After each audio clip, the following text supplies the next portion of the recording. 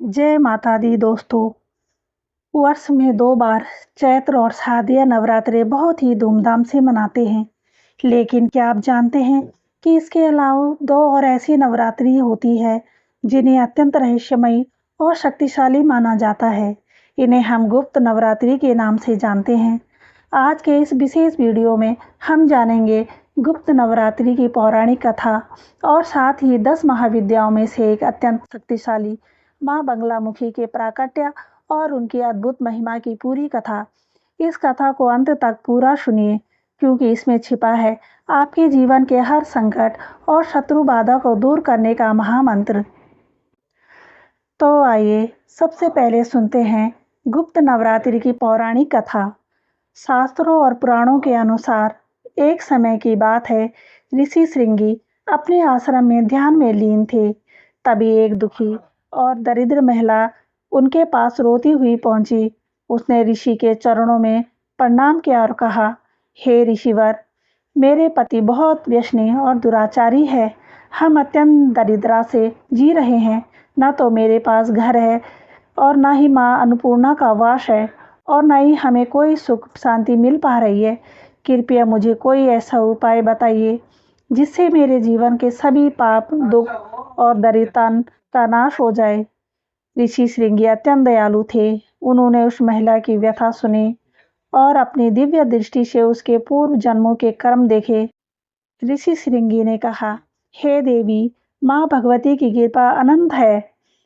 जो लोग वर्ष में 2 बार चैत्र और अश्विनी मास की नवरात्रि में देवी की पूजा करते हैं, जो प्रकट नवरात्रि कहलाती है, लेकिन इसके अलावा 2 अन्य नवरात्रि भी होती है जिन्हें गुप्त नवरात्रि कहा जाता है। एक आषाढ़ मास में और दूसरी माघ मास में आती है। ऋषि श्रृंगी ने आगे कहा, गुप्त नवरात्रि में तंत्र साधना और 10 महाविद्याओं की आराधना की जाती है। यदि कोई साधक या भक्त गुप्त नवरात्रि के 9 दिनों में माता की गुप्त रूप से साधना करता है तो माँ दुर्गा उसके सभी कष्टों को हर लेती है।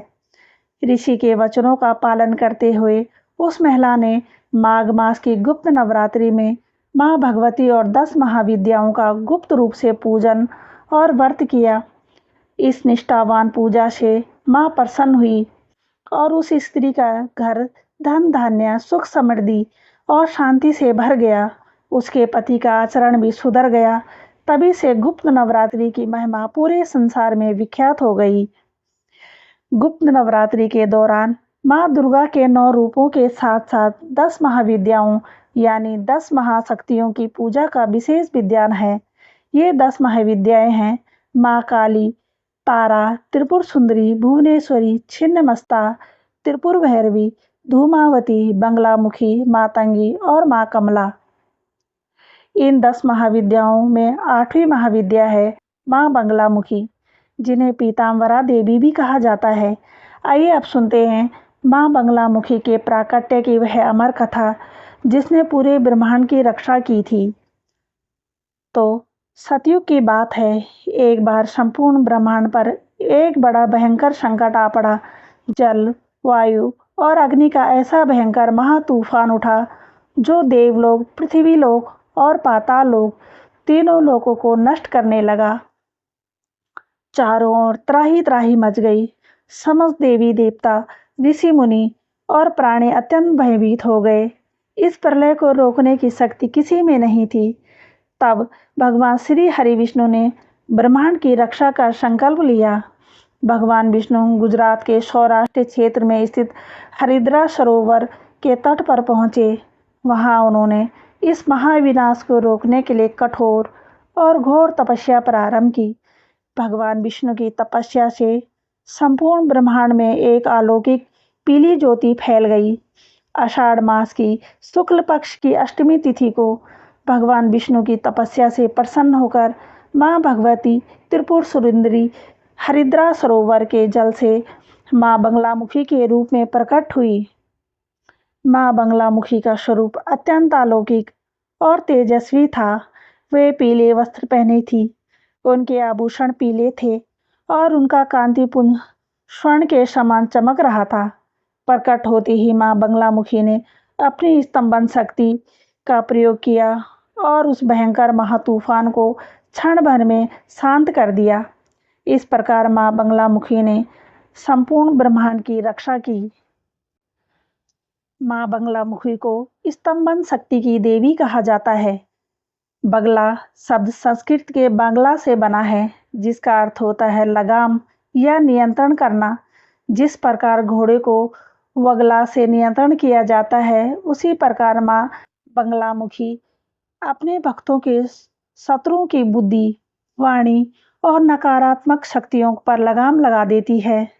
माँ बगलामुखी के एक हाथ में शत्रु की जीवा और दूसरे हाथ में गदा होती है। इसका प्रतीक यह है कि माँ अपने भक्तों के शत्रुओं के बुरे विचारों, कड़वी वाणी को शांत कर देती है।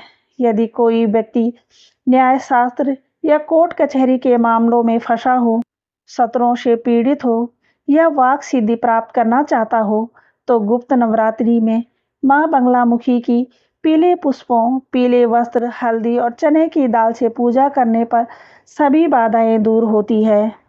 दोस्तों, गुप्त नवरात्रि केवल एक व्रत नहीं, बल्कि अपने भीतर की बुरी शक्तियों और माँ भगवती की कृपा को जगाने का एक महाअवसर है। अगर आपको माँ बगलामुखी और गुप्त नवरात्रि की यह महाकथा पसंद आई हो तो वीडियो को लाइक करें, अपने दोस्तों के साथ शेयर करें और भक्ति से जुड़े ऐसे ही ज्ञानवर्धक वीडियो देखने के लिए हमारे चैनल को सब्सक्राइब जरूर करें और कमेंट में जय माँ बगलामुखी या जय माता दी लिखना ना भूलिए। धन्यवाद। जय माँ पीताम्बरा।